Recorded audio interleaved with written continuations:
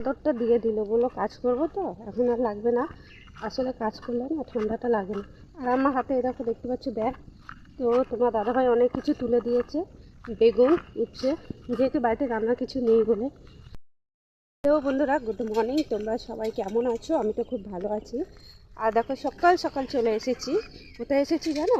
চলো তোমাদের দেখাচ্ছি। আর আমার এই চারপাশটা এত কুয়াশা, মানে কিচ্ছু দেখা যাচ্ছে না। আর ওই যে তোমার দাদাভাইয়ের সঙ্গে এসেছে, ওই দেখো, দেখতে পাচ্ছ?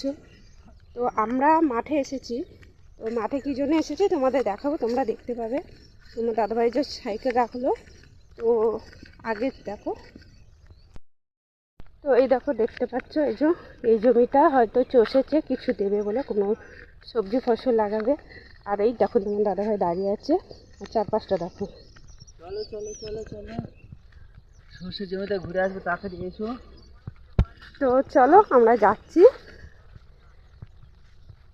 এই দেখো তোমার দাদাভাই যাচ্ছে। এই দিকটা দেখো, কিচ্ছু দেখা যাচ্ছে না, দেখো কিচ্ছু না, চারপাশটা কিচ্ছু না। তো তোমার দাদাভাই বললো চলো সকালবেলা একটু দেখে আসি জমিটা কি অবস্থা। কারণ তোমার দাদাভাই ধান কেটেছিল, ওই জন্যই যাওয়া হচ্ছে আর কি, যে ধানগুলো গুছানো যাবে কি না। তো ওই দেখো আমি যাচ্ছি। তোমাদের দাদা ভাই আগে চলে গেল, আমার একটু যেতে সময় লাগছে।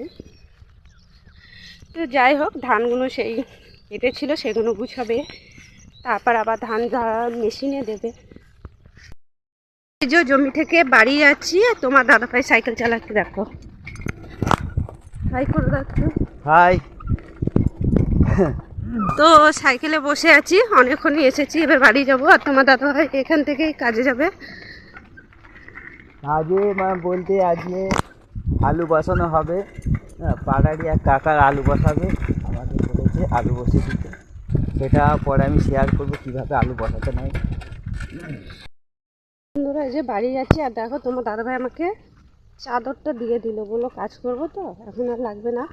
আসলে কাজ করলে না ঠান্ডাটা লাগে না। আর আমার হাতে এরকম দেখতে পাচ্ছ ব্যাগ। তো তোমার দাদাভাই অনেক কিছু তুলে দিয়েছে, বেগুন, উচ্ছে, যেহেতু বাড়িতে রান্নার কিছু নেই বলে। তো যাই হোক, চলো দেখতে থাকো তোমরা।